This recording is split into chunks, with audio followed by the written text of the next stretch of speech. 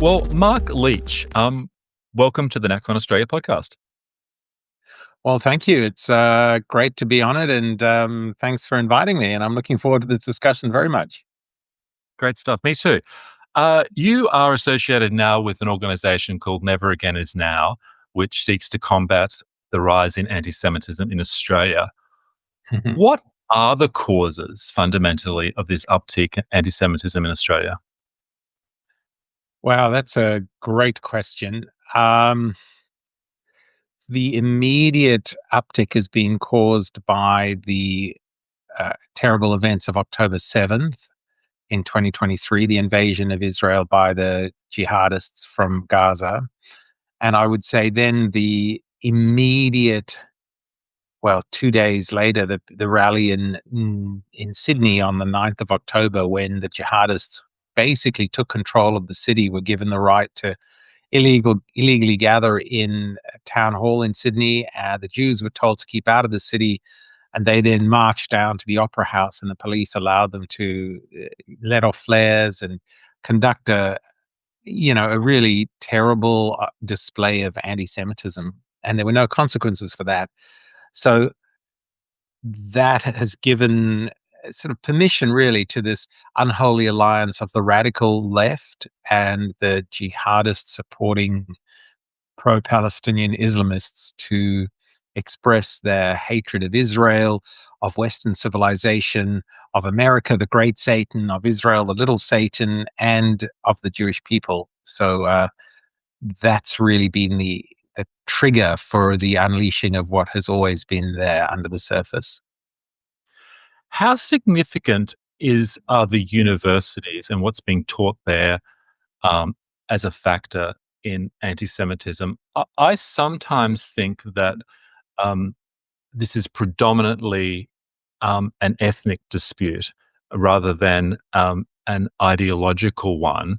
And sometimes people in the opinion pages have a tendency to turn it into too much of an ideological dispute rather than a ethnic one. But I'd be interested in your thoughts on that. For example, the people that you saw down at the Sydney Opera House, were they people that had flooded out of sociology lectures at Sydney University, or were they, as I suspect is the case, from regions of the world which have long-standing animosities towards Jews in the state of Israel? So the universities are critical. There are two strands that are fueling this anti-Semitism. One is Islamic jihadist theology and ideology, and the other is the neo-Marxist colonial oppressed framing of all of reality. And so you're exactly right. When you look at a lot of the marches and the protests, the pro-Palestinian movement subsequent to October the 9th, at least half of the people protesting are white Australians. And I say white in the broadest sense. They're not Arabs, they're not Palestinians, they're not Muslims. They're generally secular Aussies who've been influenced by this narrative that Israel and the Jews represent everything that's bad and wrong and oppressive, and Hamas and the Palestinians are the plucky oppressed who are now resisting by any means this extraordinary evil of the oppression by the homicidal, baby killing Israelis. So it's ideological. It is ideological, absolutely. There's a worldview behind it. It's also theological. I don't think it's particularly ethnic. I don't think that's right. More than 50% of Israel, for example, is non-European background, Middle Eastern, Mizrahi Jews who've been ethnically cleansed from the Middle East, and 20% of Israel is Muslim. So the jihadist insurgency on October the 7th, killed many Muslim Israelis and Druze and so on. So I don't think it's ethnic. I think it's ideological and theological. But do you think we would have had the rise in these anti-Semitic protests on the street without large-scale immigration from parts of the world that have these long-standing animosities towards Israel and the Jews? Yeah, absolutely not. No, I think you're spot on. If you, it's a it's a numbers game, and this unholy alliance. You've had the radical left have been anti-Semitic since the time of Marx and particularly Stalin. Um, I mean, on the far right, obviously a lot of anti-Semitism up until probably 1948 was really driven by it's Christian theology and ideology. That's not been a problem in Australia. Europe and the US has a kind of Christian in inverted commas white right wing anti Semitism. In Australia, it's been left wing on the university campuses, but that's been fringe. Now it's been mainstreamed by the large scale immigration from Lebanon and the Middle East, with the resulting Islamic jihadist ideology permeating it. 100%. You're exactly right. So immigration has massively contributed to this. Yeah. One of the proposed solutions to anti-Semitism in Australia has been the introduction of hate speech laws. Where do you stand on that? Are they a good idea? Um, my view, my theory of change is that politics and legislation are downstream of culture, and what we need to do is make it culturally unacceptable to be anti-Semitic. So, and the way I use it this way, like you may be a bit young for this, but I certainly remember many years ago how we used to talk about gay and lesbian people in Australia and in Africa where I grew up, just the casual homophobia, just the way they were referred to. And that casual homophobia then led into rare but not infrequent attacks like physical violence towards gay people, gay bashing on a Saturday night, that sort of thing, right? Mm. What's happened over the last 30 years is that kind of speech has just become, and that the whole way of conceptualizing the LGBT community has become completely culturally unacceptable. So we don't actually need legislation, or legislation is only effective to the extent that it supports that cultural transformation. So with anti-Semitism and hate speech, my great concern is that what we have is that i- hate speech can be used to shut down free speech. And actually, I'm almost a free speech absolutist. Like I think we need very strong protections for free speech in a civil society. I think the best antidote for jihadist ideology and the radical left that fuels anti-Semitism is to expose those ideas to searing public critique, where as a whole society we resile from those and say those ideas have no place in a civil society like ours, and free speech is critical for that. At the same time, so I think any incitement to violence should be illegal. My preference in terms of a legislative response is particularly the jihadist hate should be prosecuted under sedition laws. So whenever an imam, a sheikh, or a jihadist calls for the implementation of Sharia law in Australia, that is actually a call for the overthrow of our democratically elected government, and they should be prosecuted under sedition laws rather than hate speech laws. Yeah, I think people are genuinely torn on this, uh, but I'm like you. I think, you know, should we really be, for example, banning the silly little swastika and Nazi salutes? I can understand why they're offensive, but I also think that the best remedy is something like that Mel Brooks, movie, Springtime for Hitler, right? Like, isn't that don't you grant them too much don't you grant them too much power by saying these are so powerful that they can't be shown, rather than Yeah, allowing them to be open and then, being able for people to identify those that are, you know, spouting noxious views? I yeah, look, I think it's really complicated. So for me, I laugh those things off. I'm with you. I'm in the Mel Brooks end of, Yeah. but um, I know in the Jewish community. I mean, I also know how incredibly offensive Mm. and um and triggering and damaging they are, and I also know that they allow those words and symbols, like the way we used to talk about LGBT people, or indeed indigenous people or new migrants. That language does, there's a continuum from what's allowed and thinkable and and allowed to be articulated, there is a move from that into violent action. And so it's very tricky. I'm very concerned about any constraint on free speech, but I recognize that's in one sense it's complicated because isn't it true? I mean, there's always a trade-off between freedom and security, isn't there? So this is no different. Mm. We all give up certain freedoms in order to have security, whether it's at a personal level, the social contract that I let the government uh, introduce laws like where I can drive and what I can do so that you don't kill me and I don't kill you and we all get along. But that does limit my freedom. Uh, so maybe it's as Thomas Sowell says so famously that in life there are no solutions, only trade-offs. So what we need is a sensible, calm debate about the trade-offs around freedom and security when it comes to speech. And Yeah, I will always err on the side of free speech. Yeah. yeah, I understand, and I'm quite persuaded by articles that I've read that have highlighted that during the Weimar Republic there were actually hate speech laws and people Yeah. cracking down on anti-Semitism and the like, and that actually obviously wasn't successful, to Yeah. say the least.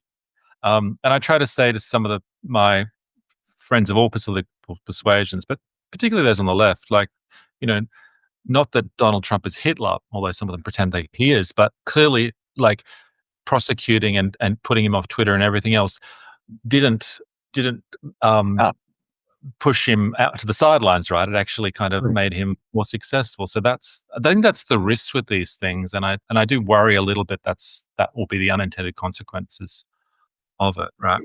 Yeah. No, I think, and you're right to worry. I think you're exactly right.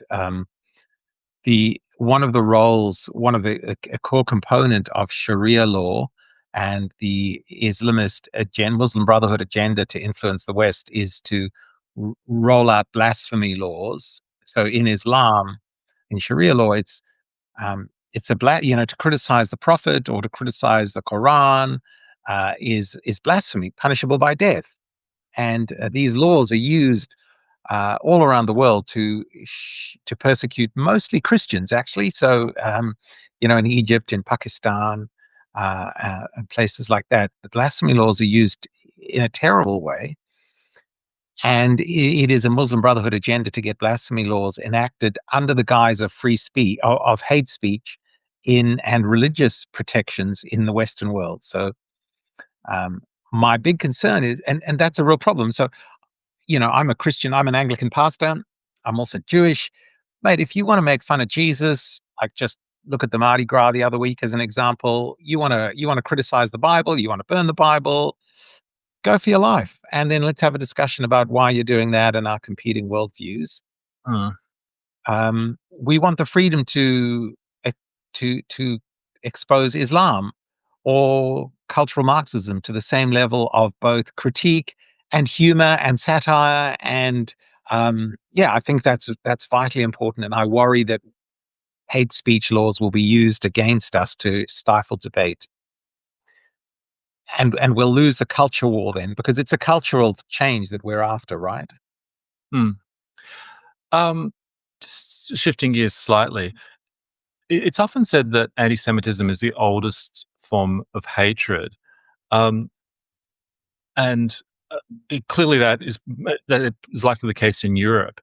But I've read other conservative writers like Thomas Sowell that you mentioned, and Amy Chua, who's professor at Yale and is actually a mentor to J.D. Vance, and they tend to have argued that um, whenever you have a successful minority within a larger population, like the Indians in East Asia, like the Chinese in Southeast Asia, you'll get this phenomenon. Do you think the anti-Semitism is a unique thing, or is it different? How do you characterize it? Oh, um, no, I think I mean, so no, yes and no. um, Scapegoating of successful minorities is a feature for sure. So, just think of the Tutsis in Central Africa were regarded as the Jews of Africa, successful, um, and then hated by the surrounding Hutu and then massacred en masse, right? So, and the examples you just quoted are right. Indians in Uganda were driven out, and so we have within us as human beings this extraordinary capacity to hate each other and do great violence against each other. However, the Jewish people have been uniquely subject to that throughout their history. And maybe the reason for that is they've also survived. So they've been driven out and lived as minorities in other countries since the Babylonian exile in 587 BC. So um, for thousands of years, Jews have been persecuted. They've had to leave their homeland, been persecuted wherever they've been, fled endlessly. So when we say it's the oldest form of religious hatred, well, it's because it's the oldest minority group that continues to exist and continues to be persecuted and has been persecuted and driven out wherever they are. I step back and dig in even deeper. And again, this gets into sort of the religious perspective. As a Christian, when I read the Bible, you see this. I think there are real spiritual forces of evil that are directed against God and directed against the Jewish people, as in the Bible story, God's chosen people. And so I would say the deeper explanatory layer is a spiritual one, which obviously not all of your listeners are going to agree with, and that's fine. So I think there's multiple levels of explanation. Um, and so it's both true that it is the oldest form, but it's also not true in that there is a lot of persecution of minorities all around the world. And in fact, more Christians are killed by Islamist and jihadist attacks than Jews are all around the world continually at the moment. Yeah. Yeah. I struggled to ask this question succinctly because it you could talk. Everyone could talk for hours on it, really, to provide a proper explanation. But if someone says, "Look, I understand the Palestinian cause because they had their land taken from them, and Israel is more powerful and dominating them.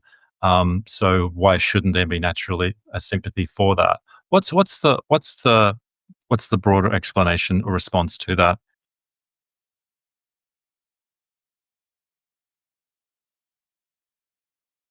Read the history of the region and realize that simplistic explanations like that don't work. Yeah. That's the very short answer, to which is deeply unsatisfying. No, I appreciate Because that. very few people are going to do it.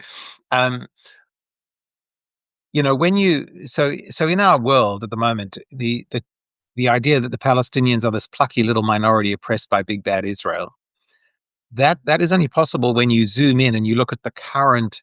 You have a picture from the late 80s and early 90s with the first and second Intifada, where you suddenly see armed Israeli soldiers in tanks and Palestinian teenagers throwing rocks. Okay, so you go, okay, that looks terrible, and then you extrapolate. There's been an unbelievably successful media campaign by the Islamists and the PLO and the surrounding Arab states, in conjunction with the post-colonial neo-Marxists in our universities and our mainstream media, shall we say, to frame it all in those terms. But you step out and you go, actually, Israel is this tiny sliver of land with a tiny Jewish population who are surrounded on all sides by the most successful and vicious colonizers the world has known since Genghis Khan, i.e., the Islamists, who have over 1400 years captured all of the Middle East and North Africa and ethnically and religiously cleansed all of those lands up through to Iran and down into. And so actually, when you step out, you go, that narrative falls apart, because you've got a small little indigenous community who had a continuous presence in their homeland for 3.5, 4,000 years, who, against all odds, after 2,000 years return, have a negotiated settlement, internationally recognized existence of the state of Israel in 1947, independence formed in 48. The Arabs are offered a part. They're offered, if you want to live in the land, here's the land. In the same way that India and Pakistan were separated and partitioned after the war, Same thing was happened. The local Arabs and the surrounding Arab nations rejected that because they were fundamentally opposed to the existence of a Jewish homeland in the Middle East. And so the violence, so I, the, yeah, sorry, the violence against the Jews and the opposition to the land predates 47, 48. I had this discussion with a cab driver, and he was saying, well, it's all about the state of Israel. Before that, the Jews and the Muslims lived happily in Palestine. And I said, well, just go and Google the Hebron massacre of 1929. Um, and there's a whole history of pogroms and persecution of Jewish people. So um, read your history. It's much more complicated than we think. And I think the Jewish people have tried to, all they want is peace. Israelis want peace. The Islamists around them want to eradicate them and drive them out of the Middle East. So therefore, they have to fight for their survival. But they are the plucky underdog. They are the quintessential indigenous oppressed group who have cast off the colonists of the Ottomans and then the British to establish an independent homeland for themselves. And I think we should applaud that.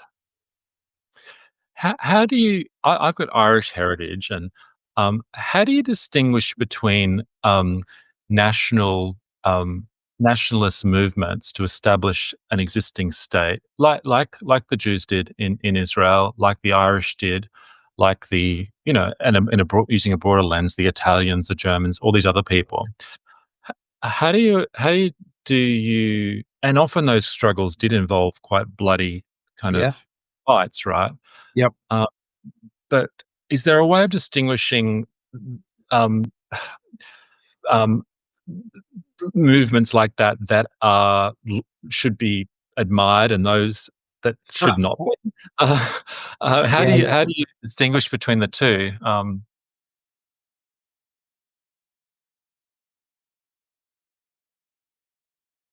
Yeah. That's a great question. Does every ethnic group deserve their own homeland? And how do you work that out against colonial empires? So, the history of the world is the history of people, movements, and conquest. Mm, So, to make it even more pertinent, you don't have to go back to Ireland. Though, actually, I was in discussion with an Irish guy the other day, and I said, well, you know, the, the, the Jews were just more successful at getting the British out of Israel than the Irish have been at getting the British out of Ireland. yeah. Um, and then we had an interesting discussion following on from that. Well, is Ukraine right to resist Russian imperialism? Well, yes, in my view, were yeah. Well, I mean, so let's go. Are the Kurds right to resist Turkey? Should there be an mm, independent Turkish nation, a Kurdish nation? Well, I think there should. So then you go, what are the boundaries and the limits of a nation state, and are they necessarily ethnically defined? And how do we structure ourselves to grant maximum freedom to people to determine their own well-being? Uh, and I guess then you'd look at the historic claims and connection to a particular bit of land, and you'd look at the means by which they want to accomplish that independence and freedom and yeah, so that's such a good but question. it's like what you say. There are plenty of peoples around the world. Not everyone wants their homeland. Some do. The Sikhs in India, like you said, the Kurds. There are plenty of different sort of smaller groups of people that may Yeah. not actually have the capacity, given their circumstances, to to to to form part of a viable independent nation, and would do better within a different sort of framework. I think you can distinguish the Irish struggle against the dirty Brits with the Palestinian cause, but I think all these things need to be taken on their merits. And you know, you and one of the key things is looking at whether a nation can actually survive as a viable sort of proposition on its own. That's one factor. It's a complicated subject, and as I know. Yeah. It, Hopefully, I'll ask an easier question now. Like, no, no, oh, so you go. this is really important. So in the narratives, like even in Australia, if you listen to a Lydia Thorpe, for example, Mhm. in Melbourne, should the Indigenous community of Australia rise up in a terrorist insurgency against the white colonial oppressors? Well, and if not, why not? Uh, and so these are not, so maybe what I'd say is, I think you mentioned this, take every case at its merit, but it means you've got to think and read and understand the history. And the problem is these things get propagandized, right? So and people go neatly, or this group's all bad, this group's all good, and you just go, life really doesn't work like that. It's way, way, way more complicated. So I'll give a very controversial example. Maybe it's not controversial, and for you it'll be Zimbabwe. So that was where I did a lot of my growing up. Okay, so um, when I was there, when we moved there in early '70s, it was Rhodesia.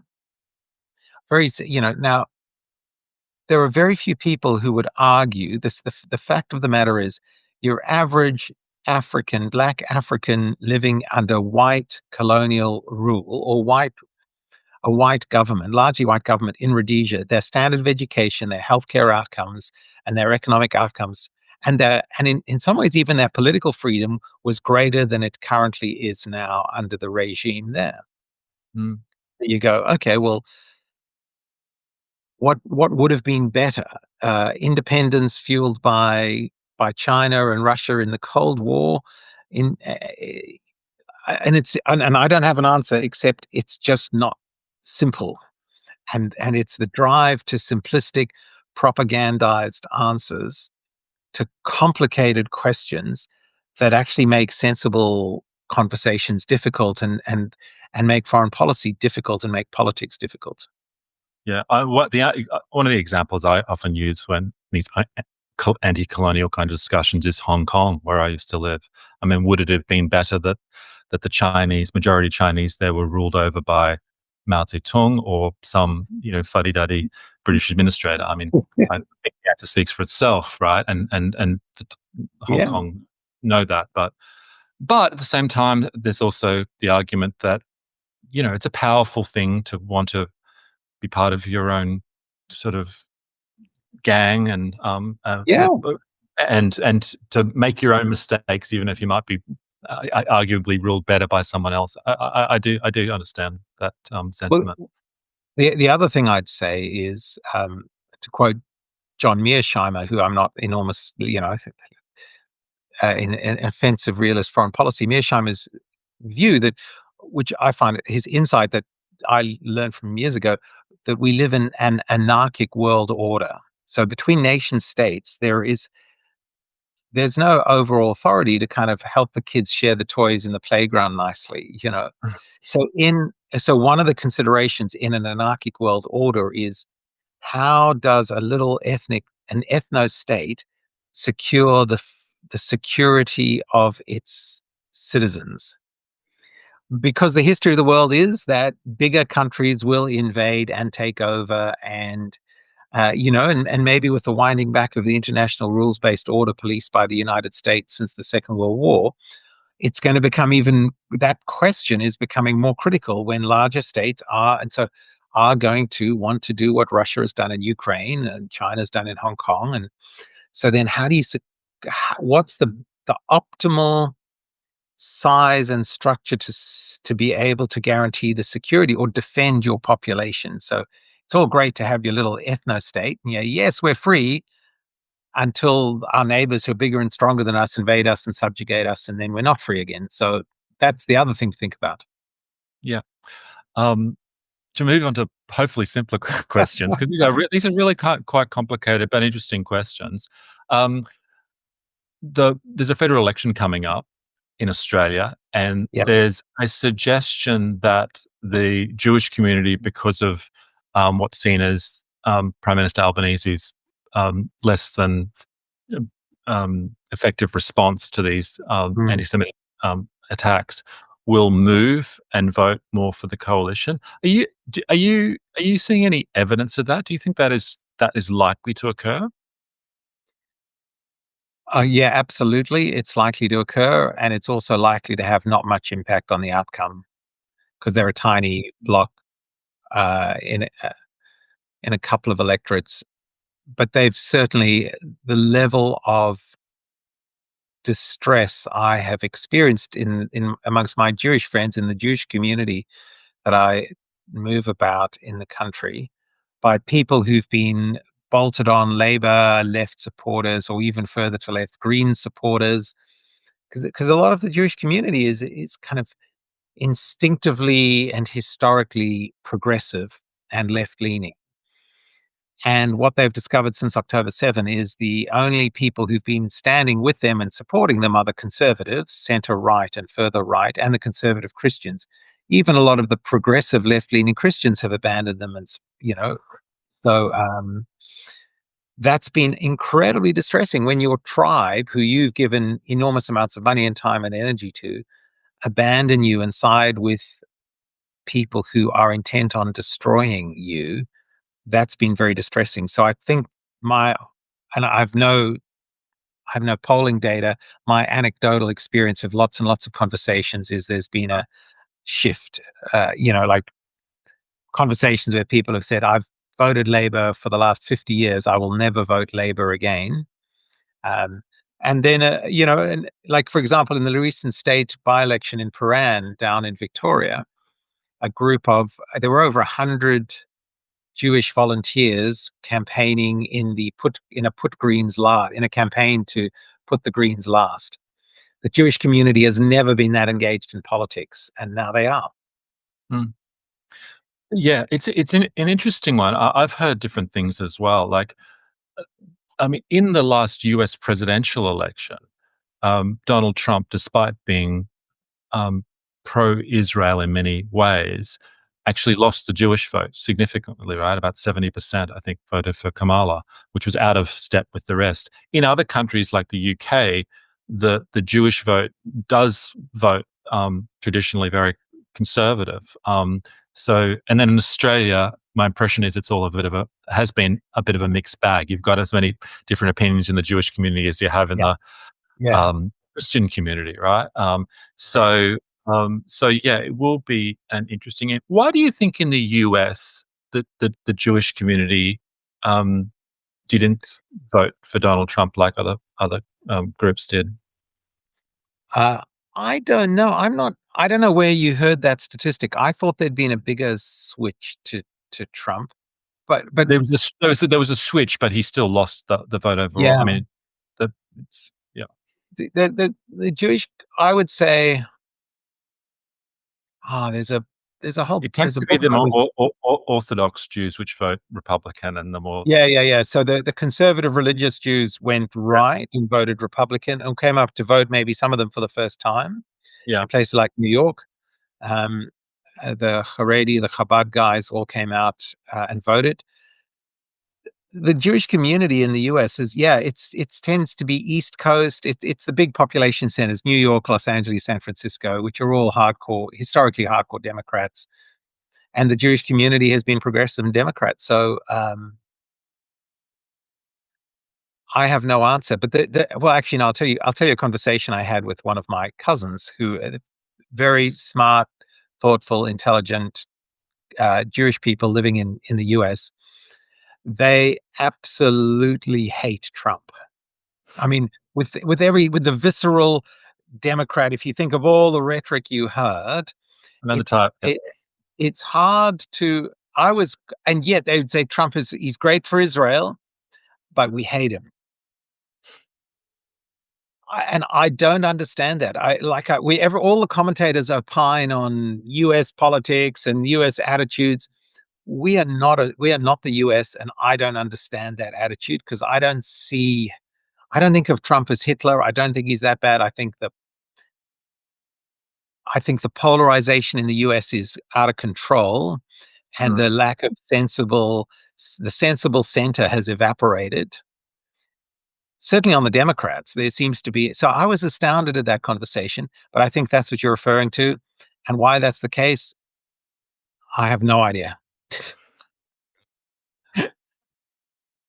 One of the things that I think, I appreciate, and I think even critics of Israel at some level appreciate, is that its sense of national identity. I mean, they respect it, at least I don't Yeah. appreciate it, but they respect it. No one can deny that they they have a sense of nationhood, that is Yes. stronger than exists in, I think, Australia and the West today. How do we um, improve our sense of national identity and nationhood in Australia? Yeah, I've been thinking a lot about this. I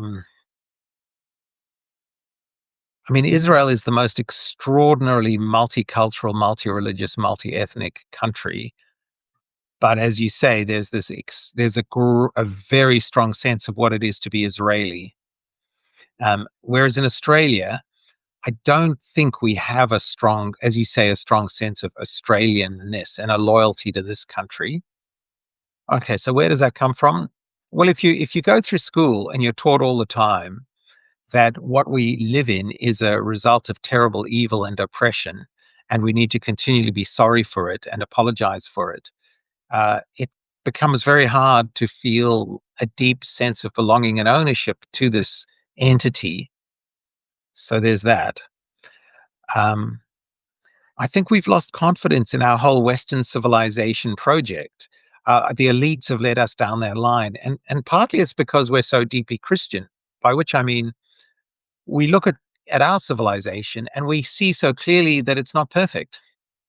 You go, well, yeah, it's not perfect, but then we lose perspective on how what an extraordinary achievement it is, and how much better it is than many alternatives, and that the way then to improve it is not to tear it down or hate it, but to love it and to relate.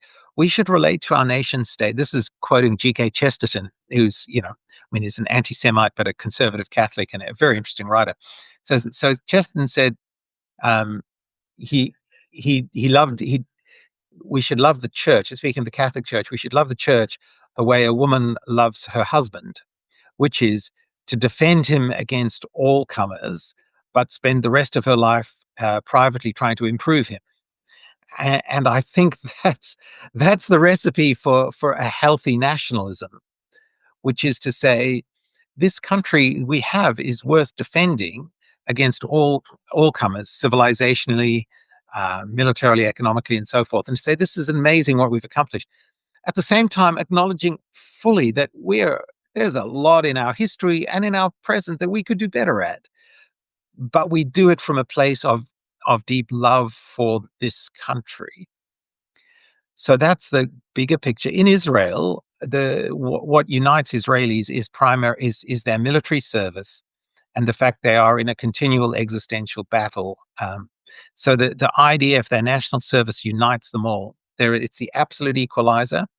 To serve in the IDF is highly honored and esteemed across all population groups. So when you go into the military, and everyone does, when you go in, you will be.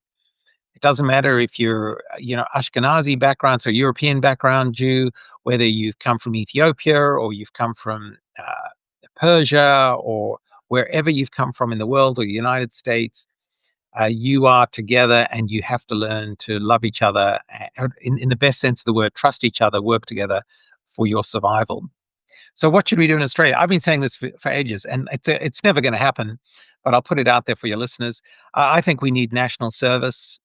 I think we should conscript everybody to spend 2 years training, doing good, working together, device free, get the young people off their devices, get them out of home, get them away from their protective parents, get them mixing with people, it's a great social leveler, and train them how to fight, build in them a sense of, love for this country, and then deploy them to do lots of good in the country, and then regularly call them up to serve in camps going forward.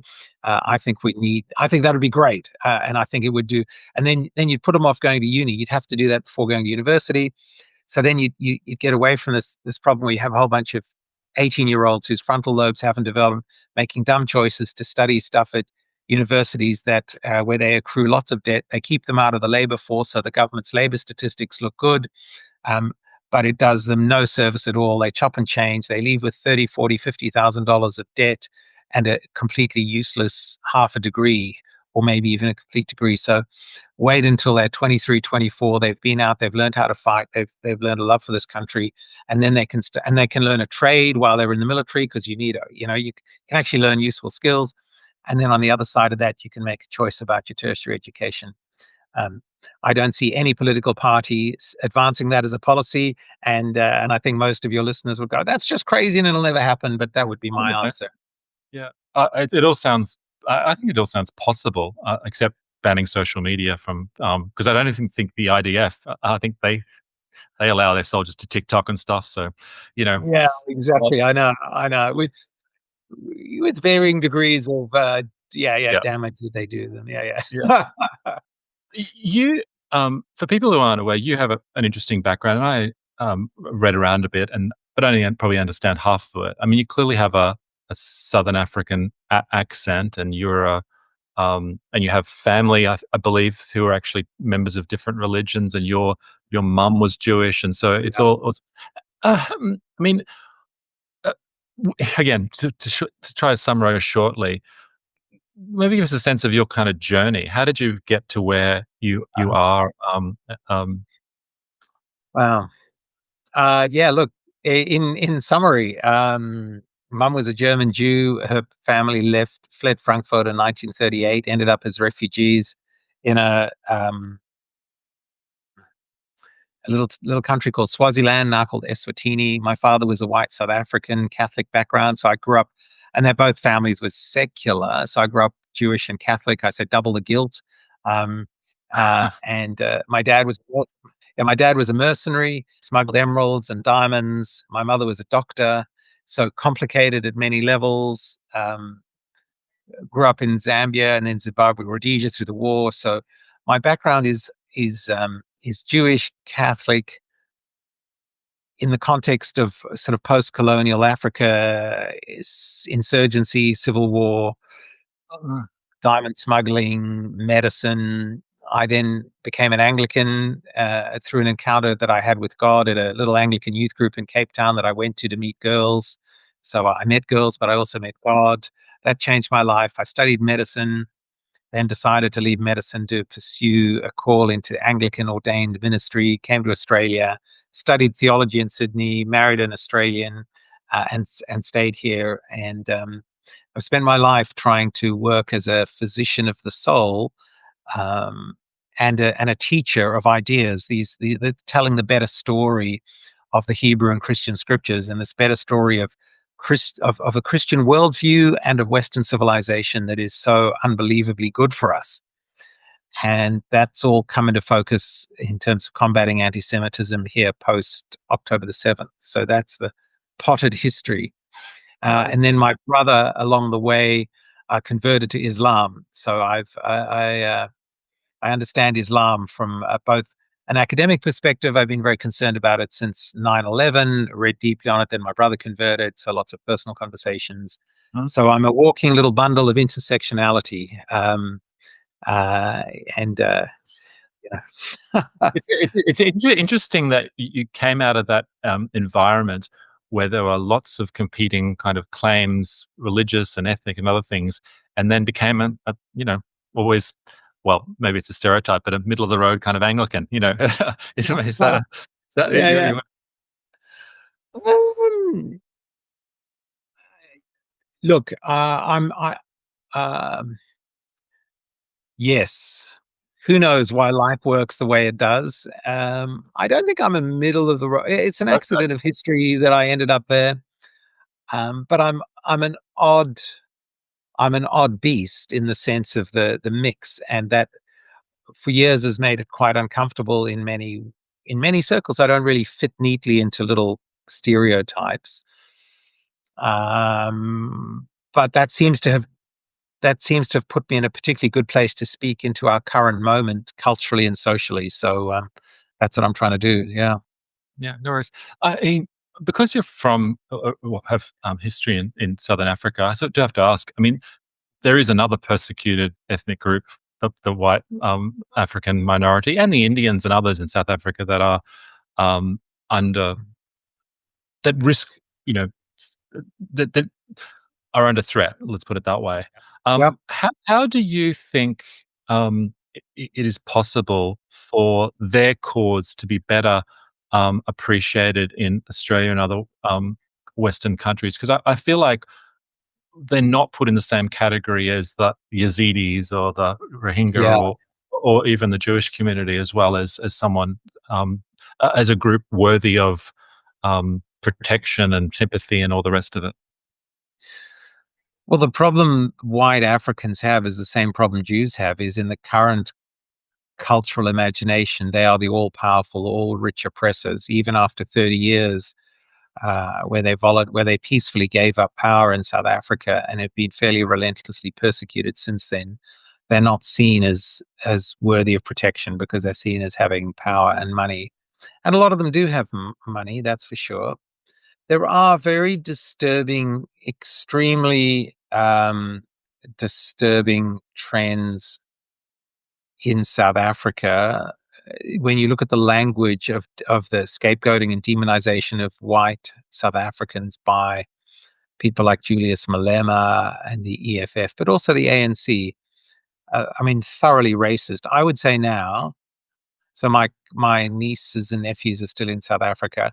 I think South Africa is more intransigently racist than it was during the worst years of apartheid now. Yeah, right. Uh, it's extraordinary, and tribal. And here's the other thing that people don't know about South Africa: the people who regularly there are regular sort of mini pogroms against migrants from the rest of Africa. So the local Africans will go through a township and there'll be an upsurge of violence where they'll kill the Nigerian migrants or the Zimbabweans.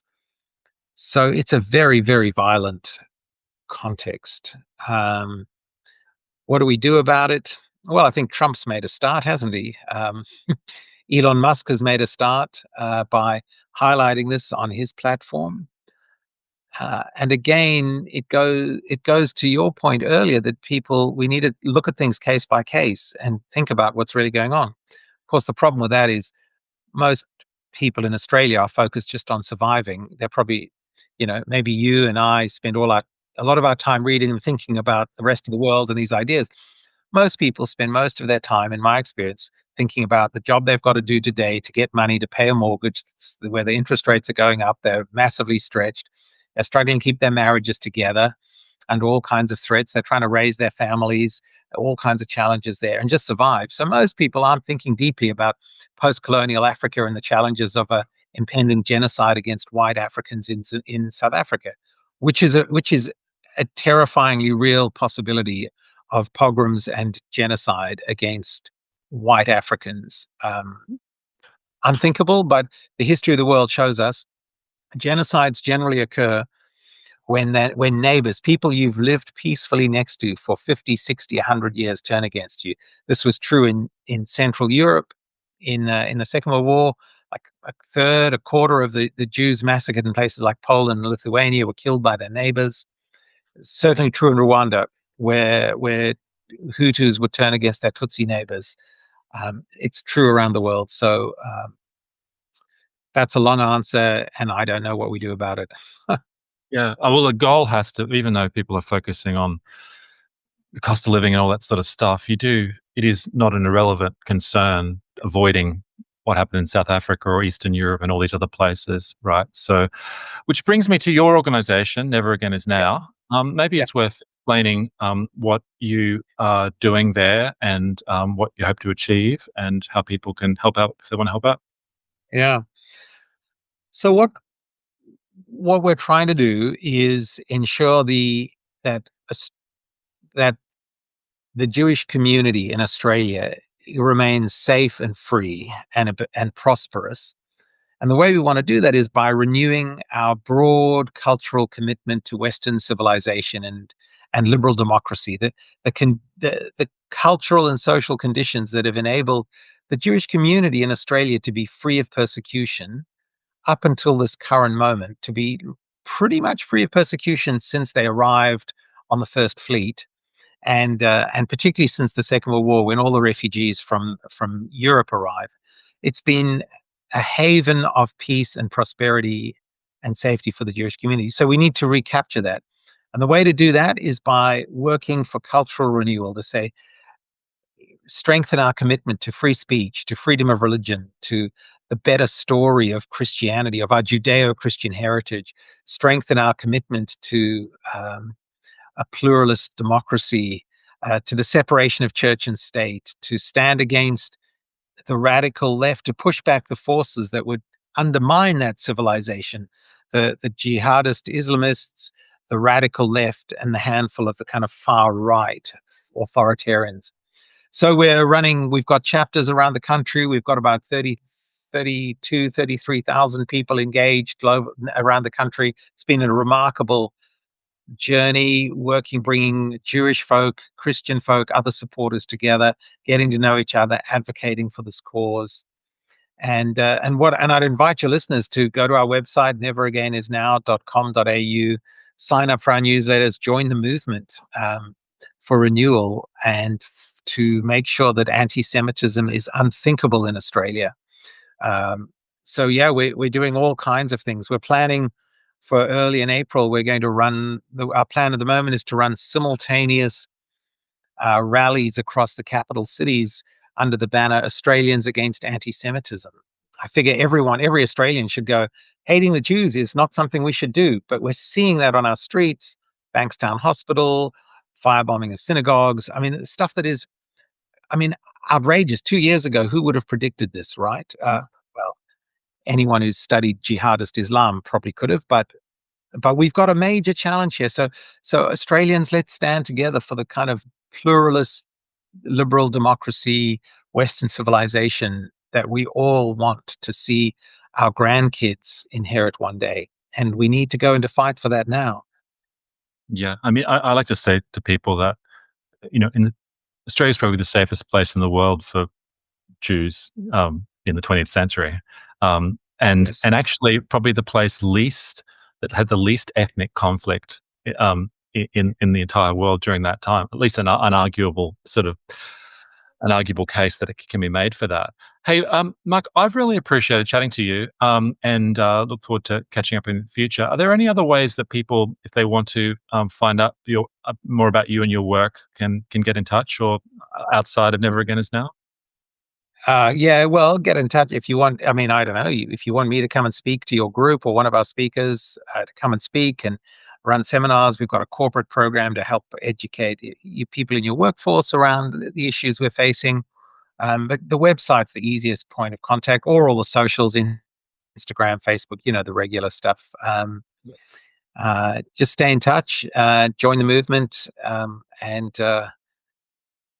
yeah, it's about, and for me, I keep saying this is a 20-year battle we're in, right? Like we want Australia. My big goal is that Australia remains a beacon of the very best of Western civilization, so that we're a country where every Jewish person can be safe and free and prosperous, and we remain an unshakable ally to the state of Israel.